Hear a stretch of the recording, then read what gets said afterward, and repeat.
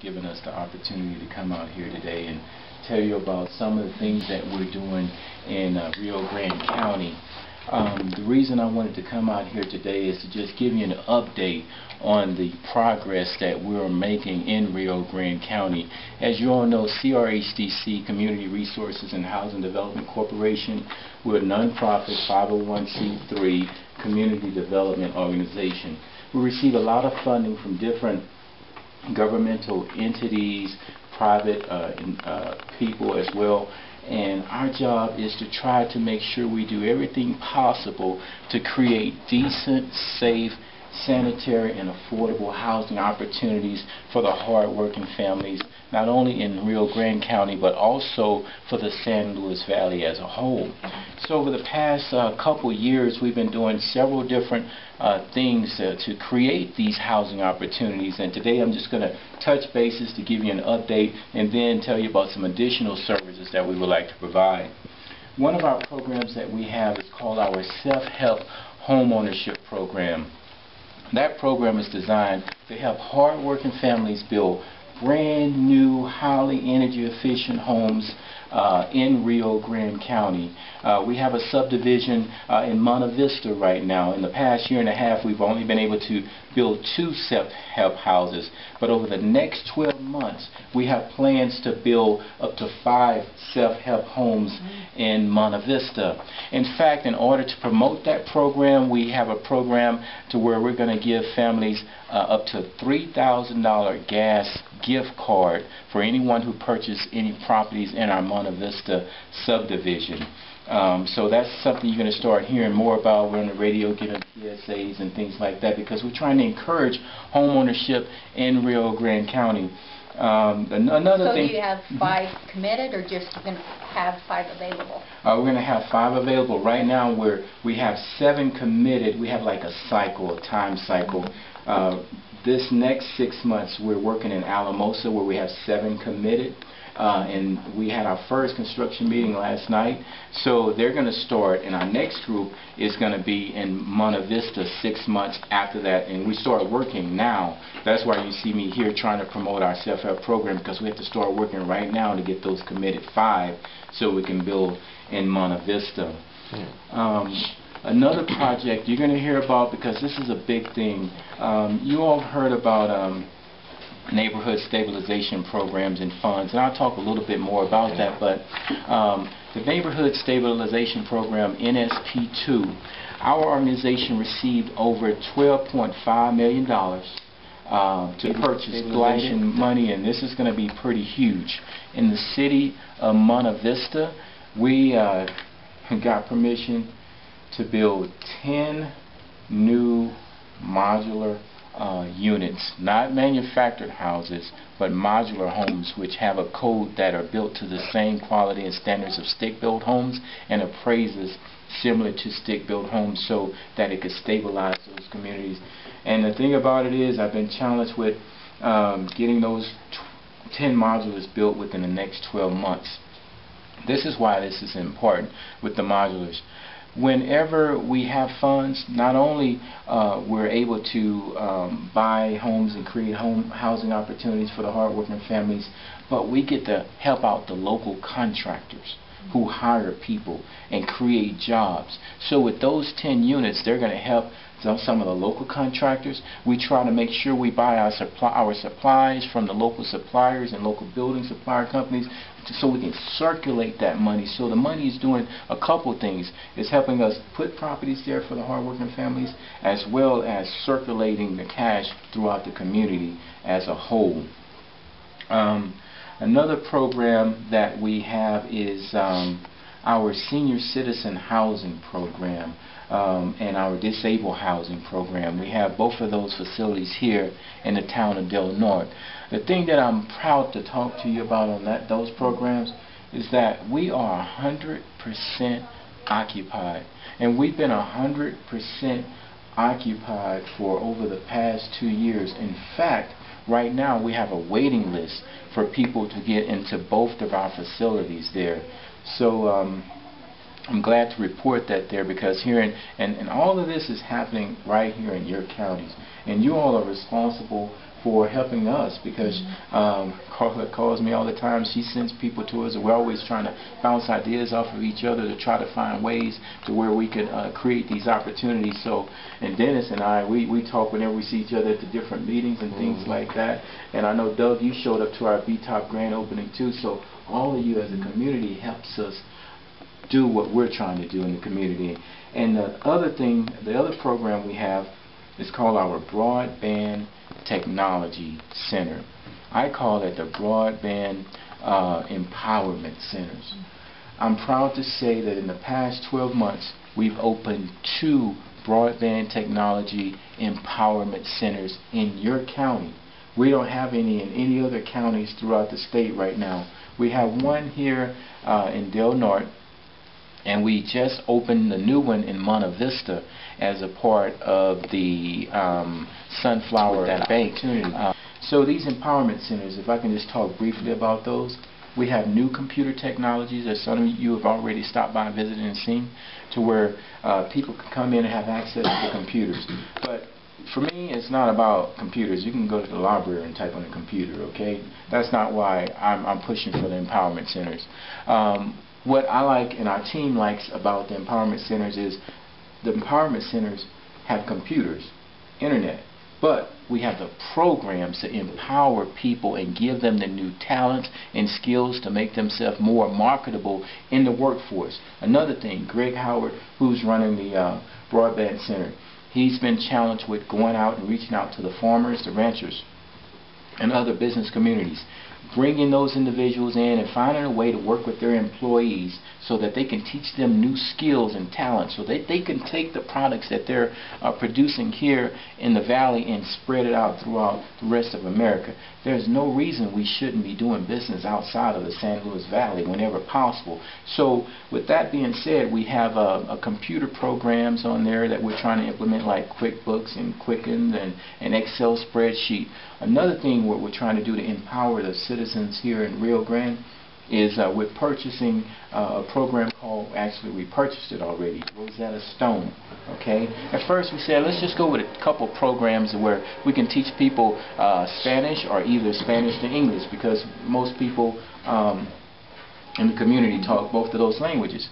And then we said, well, why not upgrade that? Why not give them multiple languages that they can learn? There may be a young kid right now who's probably 5 or 6 years old who may want to learn French. So we have that available to them. They may be someone who wants to learn Mandarin. Oh, they can do that and learn that at Empowerment Center. That's what we're trying to create here, is an empowerment opportunity for your citizens here in Rio Grande County. But the new things we have working on here, I told you I was going to share a couple new programs we're trying to implement. It's kind of sad talking about foreclosures and things like that. It really touches me when I talk about it, because unfortunately in my position and my team and our staff, I have a great staff working with us in all these different programs. It's not just me. Foreclosure prevention. Unfortunately, there's been quite a few foreclosures throughout the San Luis Valley.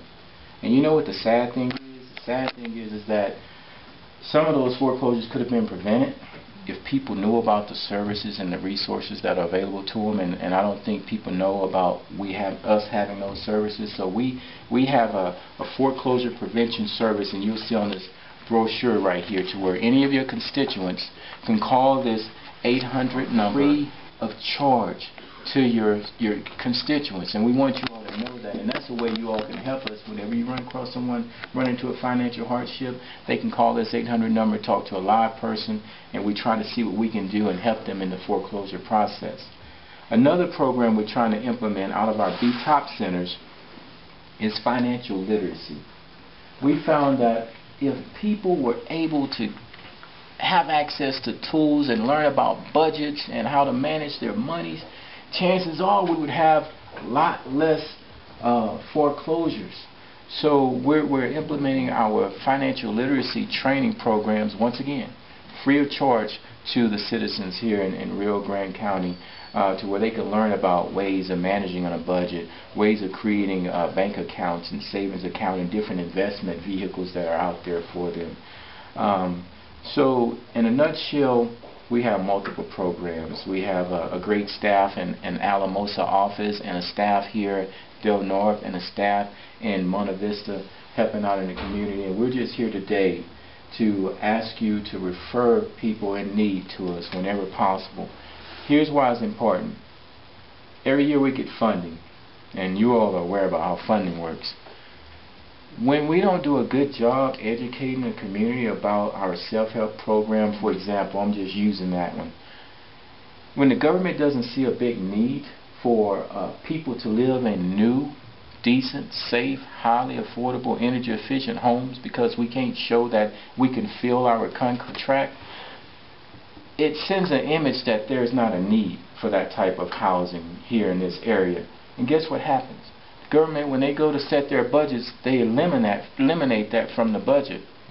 When they eliminate that from the budget, they don't think about Monte Vista. They don't think about Del Norte. They don't think about Center.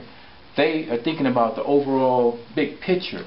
But it leaves out the hard-working people in counties like this who needs the money more than any of the big cities or the big corporations out there where they are spending the money.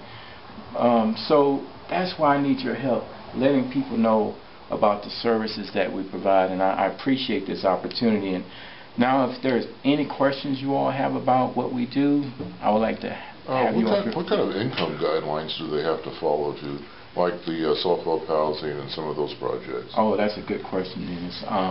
Most of the programs, they have income guidelines to where we're looking at 80% of the area median income for them to qualify. And to be honest with you, when you look at the income guidelines, the majority of the people in the San Luis Valley, believe it or not, fit one or two of our programs. We have some 120% of the area median income, which means that a household is not uncommon for a household of four to make $60,000 and qualify for some of our programs. Most people think that we're a low-income type of program and you can't be making any money, and that's the furthest thing from the truth. A lot of families who earn $20,000 to $60,000 can qualify for the majority of our programs, and they don't know it. That's why I'm out here trying to let everybody know, because you're talking about teachers, you're talking about police officers, you're talking about community people who work in the county buildings and city offices who actually can probably qualify for our program, but they think that they have to be low income, and that's not the case. Yeah, there's that perception out there. Especially on our programs where it's 120% of the area median income. Here's the thing.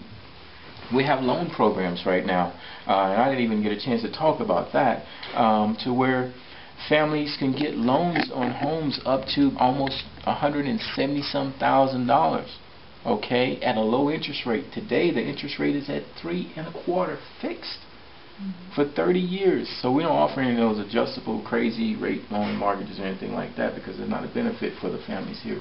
So, but those families, for example, I'm not saying any names, but I'm working right now with a local correctional officer in the San Luis Valley and his wife, who works in one of the towns here.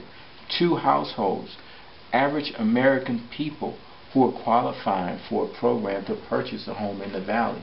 I just wanted to share that with you to give you an example of the type of people that we're helping.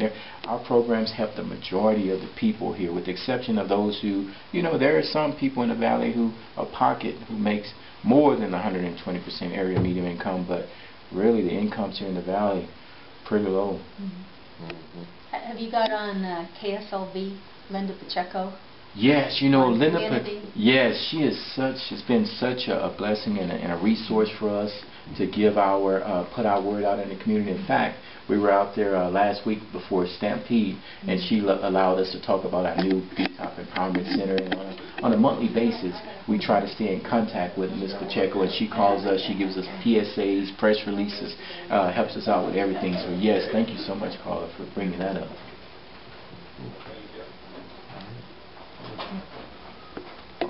Are there any other questions or concern or anything we can do you all feel to enhance our visibility and presence here in the community in your county? It sounds like you're covered it well. All these things that are underway, my goodness. That's great. On the self-help program, if you already own a home, is it self-help, or does it have to be a brand new house? Totally. Okay, that's a good question. And you bring up another thing that we're working on right now too. It's two things right there. Self-helps are for brand new homes being built. But we have a revolving loan fund program that we're trying to implement right now as we speak. That's another thing they have me working on.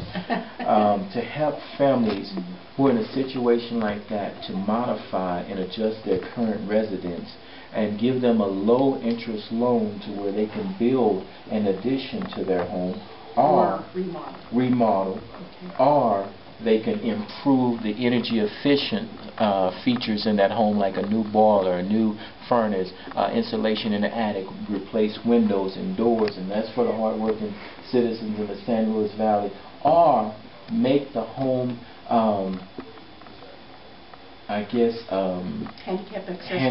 handicap accessible to where they can completely remodel the restroom, put in the ramps, put in the railings, and remodel the restrooms and take out a low interest loan over a course of time to help those families out.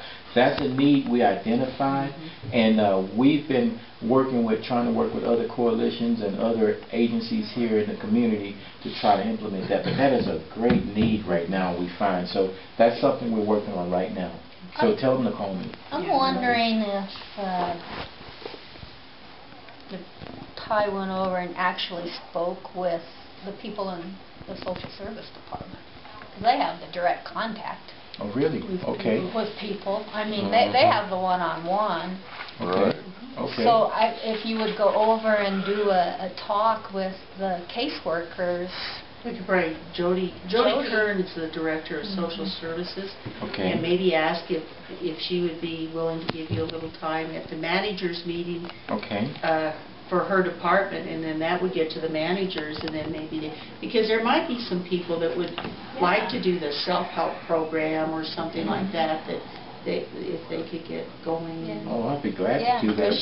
She's got the one-on-one, and if you've got some literature, show this is stuff we believe. Yeah. Where is that office located here in town? Just next door. Next door? The Okay. two-story building Two-story? past the Okay. annex. Yeah. I'll stop by there on my way out and just touch bases with her. I'm glad. And see, that's how you can help me. You tell me, Ty, you need to go here. Call her. I got a cell phone. Everybody, my cell phone number is on there. Anybody, anytime you need to talk to me, I answer that phone from 7 to 7. 7 to 7, you call me.